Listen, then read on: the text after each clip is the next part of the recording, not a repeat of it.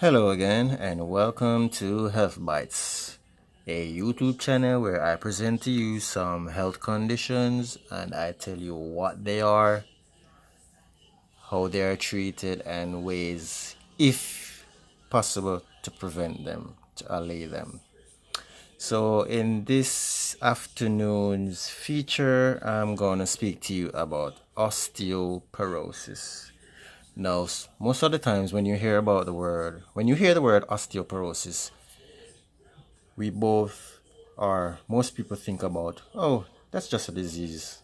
That's just something that women suffer from. But nope, not only women are affected by osteoporosis. Men also are affected by osteoporosis. So if you didn't know, well, now you know. Men can also be affected by osteoporosis. So here goes. Osteoporosis, which means porous bones, is a disease that thins and weakens your bones, making them fragile and more likely to break. It is sometimes called a silent disease because it can develop gradually over many years without causing any symptoms. You may be able to reduce or delay bone loss and you can treat osteoporosis, but you may not be able to prevent it. So in other words, they're saying that you might not be able to prevent it, but you can delay it and treat it. It goes on to say that as many as 56 million Americans have osteoporosis and low bone mass. Research also shows that about half of women and a quarter of men will break a bone due to osteoporosis. Although men can suffer from osteoporosis, the vast majority of individuals affected are women. In fact, the annual number of osteoporotic fractures in women is greater than the number of heart attacks, strokes, and cases of breast cancer combined. Women are 4 times more likely to develop osteoporosis than men. So in other words, women are 4 times more likely to have this bone brittling, weakening disease than men.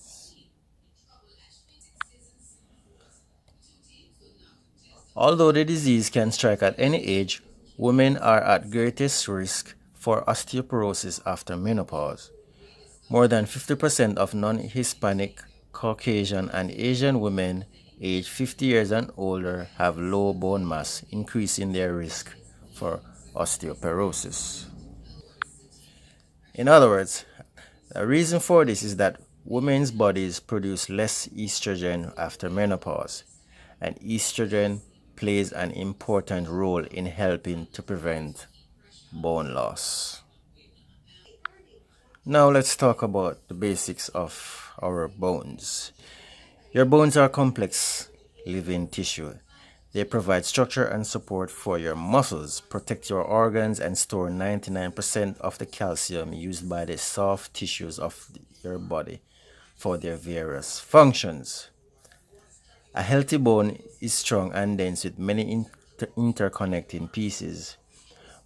Whenever your bone is affected by osteoporosis, your bone becomes porous, fragile, and quite weak.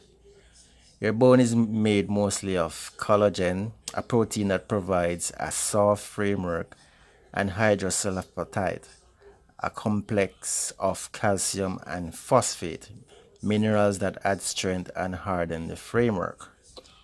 This combination of collagen and calcium makes bone strong yet flexible to withstand stress. Bone changes regularly through a process called remodeling, in which the bone breaks down old bone and replaces it with new strong bone. So that is, the body breaks down old bone and replaces it with strong new bone. This process continues throughout life, but varies significantly as we age, both men and women. Bone loss continues at a slower pace throughout the remainder of your life and may accelerate again in your older years, usually after age 70. The rate of bone loss varies among individuals. but even slower rates of loss may be dangerous, especially in women who start with low bone mass, prior to menopause. Often, the first symptom of osteoporosis is a broken bone, which is called a fracture. The common sites for these fractures are the hips, in your spine, and in your wrist. So, how is osteoporosis diagnosed? All right. Osteoporosis develops gradually, usually without symptoms. A broken bone that occurs with minor trauma, such as a slight blow to the wrist, for example, is typically the first symptom. Approximately 1 in 2 women and 1 in 4 men over age 50 will have an osteoporosis related fracture in their remaining lifetime. It goes on to say that both hip and spine fractures are associated with an increased risk of death. Spine fractures, also known as vertebrae compression fractures, occur when weakened vertebrae suffer the impact of a sprain, bump, or fall. They can lead to loss of height, severe and sometimes chronic back pain, crowding of internal organs, and a stooped posture. They can also result in prolonged disability and increased mortality.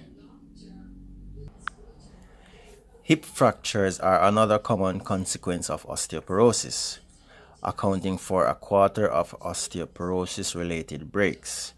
A hip fracture can lead to a downward spiral of declining health, decreased mobility, and increased frailty. They almost always require hospitalization and major surgery and may require long-term nursing home care. So, common risk factors for osteoporosis are small, thin frame, normally someone weighing less than 125 pounds, 125, 128 pounds, personal and or family history of broken bones or stooped posture in adulthood, previous history of osteoporotic fractures of the spine, hip, or wrist, low lifetime intake of calcium, excessive thinness, smoking, excessive alcohol consumption.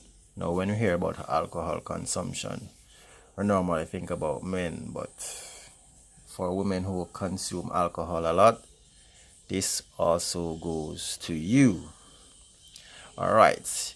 Furthermore, inactive lifestyle, estrogen deficiency caused by menopause and certain medical conditions such as athletic amenorrhea, anorexia nervosa, and treatment with medications that lower a woman's estrogen levels. Absence of menstrual periods or irregular menses as a young woman, long-term use of some anticonvulsants and corticosteroids. Caucasian or Asian ethnic backgrounds, but African Americans and Hispanic Americans are also at significant risk. So what that basically might be saying is that people of Caucasian or Asian backgrounds might suffer more osteoporotic related illnesses more than people of African descent and Hispanic descent. Certain chronic medical conditions, including diabetes, hypothyroidism, hyperparathyroidism, some bowel disease, and rheumatoid arthritis, can increase your risk of osteoporosis. So the next step would be, after discussing your individual concerns about osteoporosis with your medical personnel, a series of lab tests will be done. These tests will identify or rule out conditions other than menopause that might be causing your low bone density.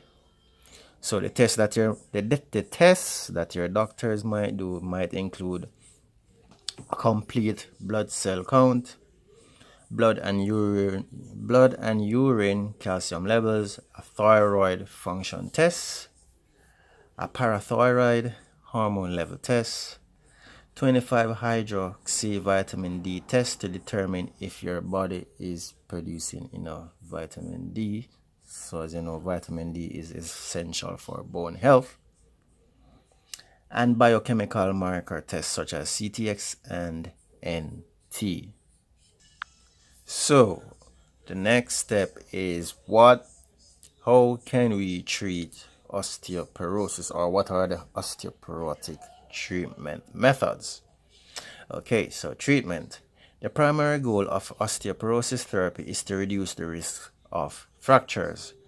A comprehensive osteoporosis treatment program focuses on your nutrition, exercising, and safety precautions to prevent you from falling or any risk of damaging your bones. Medication to slow down or stop your bone loss and to increase bone density and reduce your risk of fractures. Your health professional may recommend several treatment and preventative measures, which may include regular weight-bearing exercises, adequate amounts of calcium and vitamin D, either from taking supplements or you changing your diet completely. You should also avoid smoking and consuming excessive alcohol. That goes for both men and women. Taking medications to stop or slow down bone loss, improving bone density, and preventing fractures. It may also include surgery to repair fractured bones that result from osteoporosis. Hip protectors or pads, especially if you are thin, if you are quite slim, or have fallen down and damaged your hips, or you are at a high risk of falling and damaging your hips. Now, there are certain medications that are used for osteoporosis treatment. There are certain risks and side effects. So first of all, menopausal estrogen therapy and combination estrogen progestin therapy. Studies find that ET increases bone mass and reduces the incidence of vertebral, wrist, and hip fractures. However, because of the long-term risks associated with hormone replacement therapy, risks identified within the last several years by Women's Health Initiative, it is recommended that women first consider other osteoporosis medicines and medications, and warns that hormone therapies should be used at the lowest possible dose for the shortest possible times. Okay, the other treatment is raloxifene Efesta. This is available in pill form, and this medication was approved for the prevention and treatment of osteoporosis in post-menopausal women. Raloxifene has positive estrogen-like effects on bone, but not on the breast or lining of the uterus, and may reduce the risk of estrogen-dependent breast cancer by 65% over 8 years. Raloxifene is now FDA approved to decrease the risk of breast cancer in women with osteoporosis, and even in women without osteoporosis who are at a high risk of breast cancer. Possible side effects of raloxifene may include hot flashes, blood clots in the veins, similar to estrogen, leg cramps. This pill is to be taken once a day with or without meals, but preferably with meals. Another medication includes alendronate, Fosamax, and other brands, including generic drugs. Alendronate has been approved for the treatment of glucocorticoid-induced osteoporosis and the treatment of osteoporosis in men. Alendronate tablets should be taken on an empty stomach in the morning and with 8 ounces of water at least 30 minutes before you consume any type of food or medication. To minimize the side effects, which can include heartburn or irritation of the esophagus, remain upright for at least 30 minutes. So that's sitting upright for 30 minutes after taking that medication, which is alendronate. Alendronate can be taken daily or as a weekly medicine regimen. Another medication is risogenate, Octanel Atelvia. Studies find risogenate increases bone mass and reduces the risk of spinal, wrist, hip, or other non-spinal fractures in women with osteoporosis. This should be taken on an empty stomach in the morning with at least 8 ounces of water 30 minutes before eating or drinking. Again, with this medication, you remain upright for at least 30 minutes to reduce the effects of irritation of the esophagus and feeling heartburn.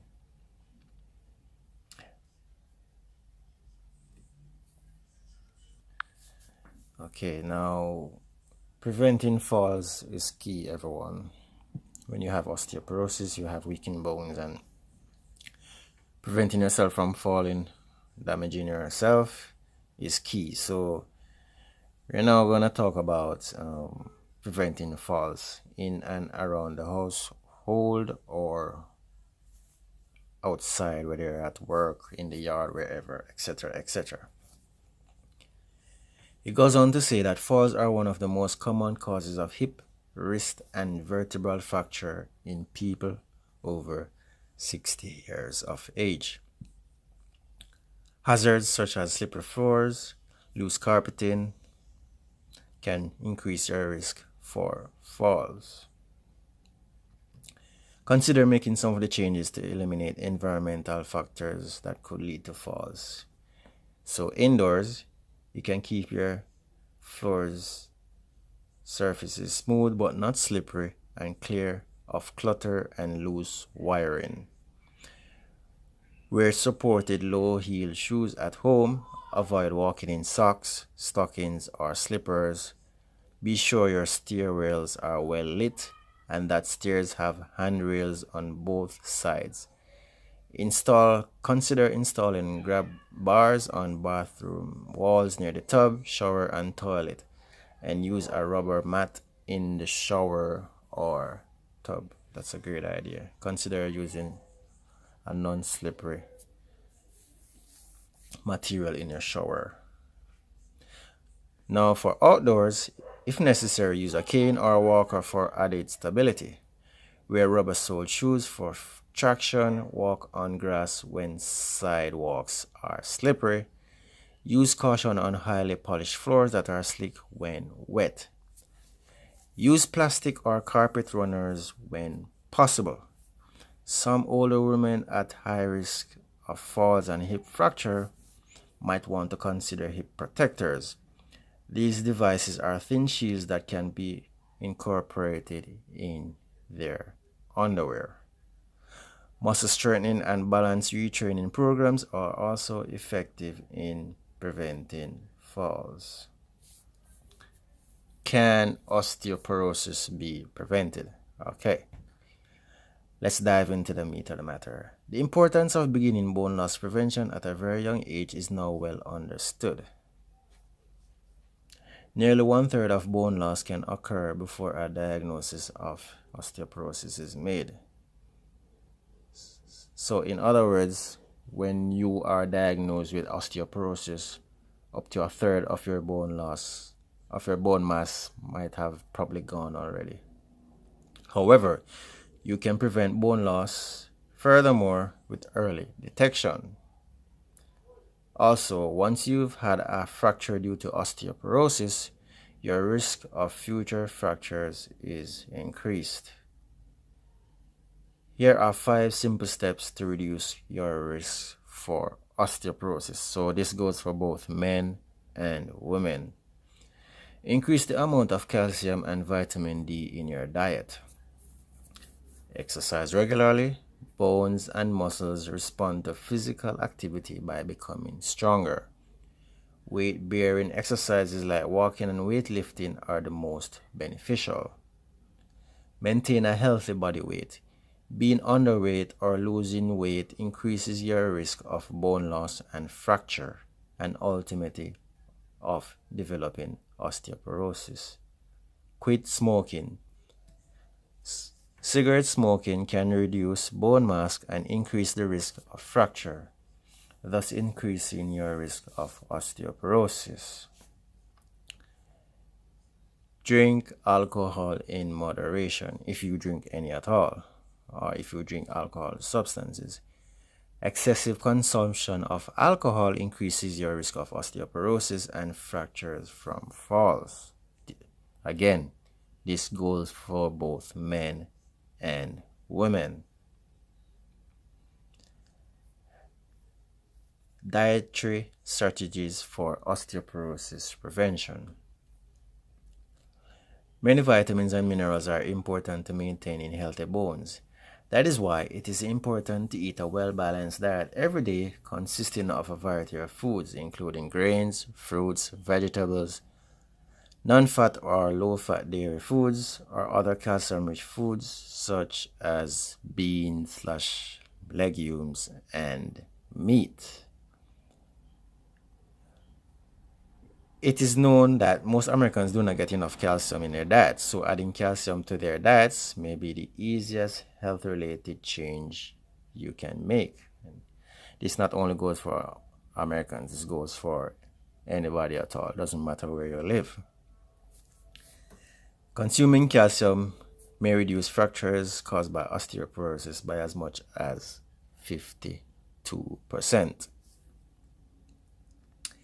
If you have asthma, allergies, a thyroid condition, or other chronic medical condition, you may need even a higher daily calcium intake. Your intake should not exceed 2,000 milligrams a day, however. So 2,000 milligrams should be 2 grams. I stand to be corrected. Good sources of calcium may include low-fat or non-dairy products such as milk, yogurt, cheese, etc. 3 8-ounce glasses of milk plus calcium from a normal diet will meet daily calcium requirements. Other sources of calcium include dark green leafy vegetables such as broccoli, collard greens, pak choy or bok choy, and spinach, sardines and salmon with bones, fortified tofu, a soybean product made from curdled soy milk, almonds, calcium fortified foods and beverages such as breads, cereals, orange juice that are calcium fortified. If you're going to go the way of supplements, look for labels that have the United States pharmacopoeia symbol or state that the supplements are purified. Also read the label to determine the amount of elemental calcium, which is the actual amount of calcium in the supplement. Bear in mind that your body best absorbs calcium in doses of 500 to 600 milligram or less. So it may be better to take a few smaller doses throughout the day, which is also referred to as divided doses.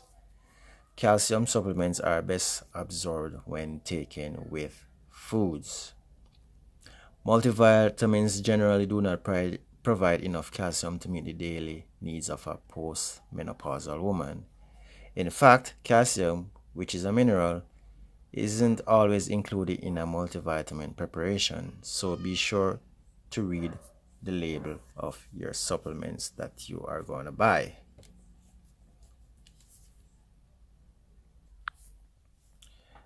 Your diet should also be rich in vitamin D. This nutrient helps your body absorb calcium more efficiently and minimizes bone loss. Although the use of dairy products fortified with vitamin D and adequate sun exposure have helped reduce the incidence of vitamin D deficiency, many people, particularly older people who live in certain parts of country, do not get adequate sunlight and therefore may be lacking vitamin D. So these are for people who are hardly in the sun. The sunlight also provides vitamin D. Your body converts it to vitamin D. Also, you might also consider doing exercises. Weight bearing exercise in any exercise with your feet and legs which bear your weight while you perform it, such as brisk walking, dancing, racket sports, and aerobics. This increases high pressure on your bones that help to build and maintain its strength. Resistance exercises that strengthen muscle may also be beneficial, particularly for the large muscles of the shoulder, pelvis, your hips, back, and trunk. Because falls are the most common causes of fractures, balance improving activities such as Tai Chi and strength training may also significantly reduce your risk of falling. So here are some important questions and answers. Why is osteoporosis called a silent disease? Well, it's called a silent disease because it can occur gradually over many years without you even knowing. Often the first symptom of osteoporosis is a broken bone called a fracture, which typically happens at the hip, spine, or wrist. Osteoporosis thins and weakens your bones, making them fragile and more likely to break. Question number 2. Can't I just take a multivitamin to prevent osteoporosis? Well, hell no. Most multivitamins contain only minimum amounts of calcium. Calcium carbonate and calcium citrate are available over the counter as supplements if your diet is low in this essential mineral. Calcium is also found in other dairy products such as yogurt, cheese, and some soy products. Fortified orange juice and other juices, fortified grains, dark greens, and some seafoods are also rich in calcium, or some other sources. So basically, no, you cannot only take multivitamins to prevent osteoporosis. Question number 3. If I've already reached menopause, isn't it too late to deal with osteoporosis? Well, another hell no. Do you want to give up that easy? It's never too late to make lifestyle changes to improve your bone health and receive the appropriate treatment for your osteoporosis. So just because you reach menopause doesn't mean that you should give up, if you have it.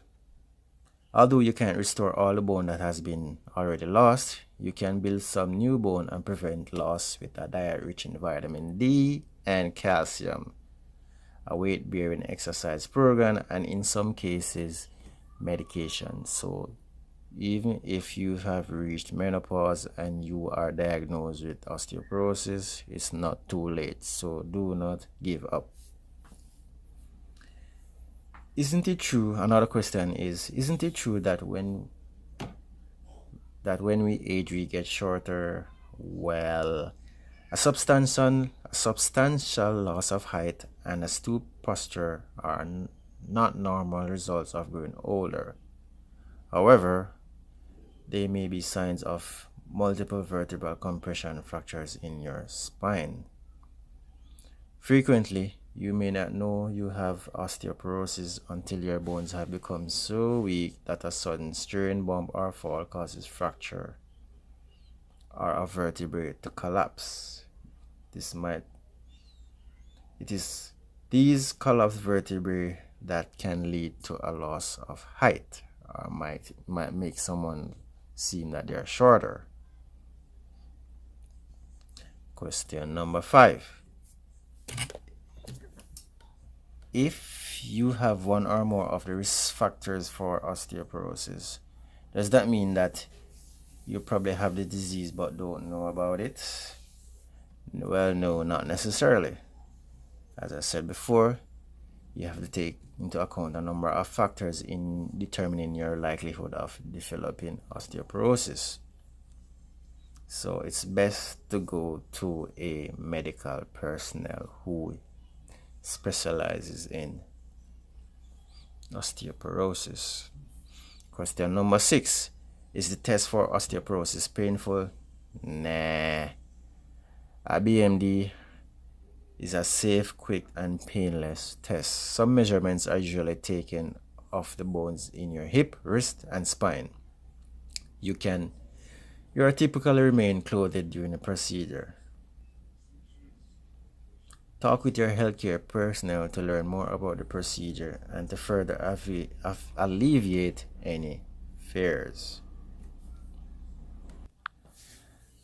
So, in essence, that's my very long, I think we've gone over 30 minutes now, a very long introduction to osteoporosis, what causes it, preventative measures, and medications that can help. And first and foremost, osteoporosis does not affect women only. It also affects men. So if you like this video, you can leave a comment, leave a like, leave a thumbs up. You can subscribe to our channel. The link is in the description to subscribe. We also have links to other products that we promote, health products, books that you can read, etc., etc. Keep us growing, keep our channel going stronger by supporting us. So remember, subscribe to my channel. Hit that bell notification so that you'll be notified every time we release a video. So until the next time, this is Wayne from Health Bites. Bye bye, y'all. Until the next time. Bye.